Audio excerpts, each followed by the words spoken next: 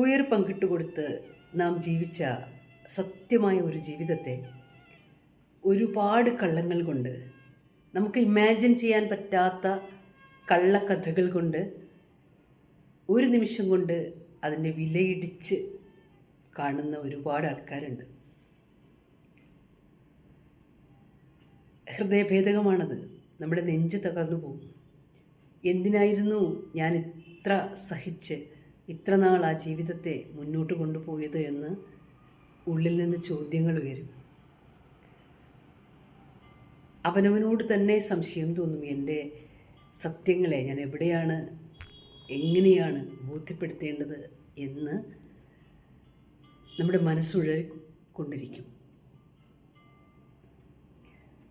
അത്തരം സന്ദർഭങ്ങളിൽ ഈ ഒരു ഫാബ്രിക്കേറ്റഡ് സ്റ്റോറീസിലും നമ്മൾ നമ്മളുടെ ആത്മബലത്തെ വിട്ടുകൊടുക്കാതെ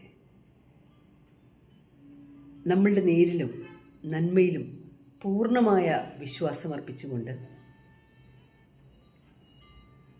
മുന്നോട്ട് പോകാൻ സാധിക്കണം. ഒരു കണക്കിന് അവർ വലിയൊരു സഹായമാണ് നമുക്ക് ചെയ്തു തരുന്നത്.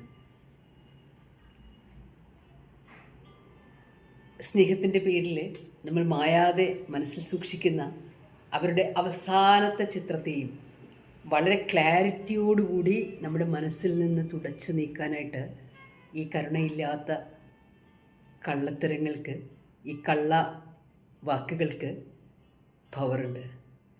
നമ്മൾ കൂടുതൽ കൂടുതൽ ഉള്ളിൽ ക്ലെൻസ് ആവുകയും നല്ല വ്യക്തതയോടുകൂടി മുന്നോട്ട് നീങ്ങാൻ അത് നമുക്ക് പ്രചോദനമാവുകയും ചെയ്യും.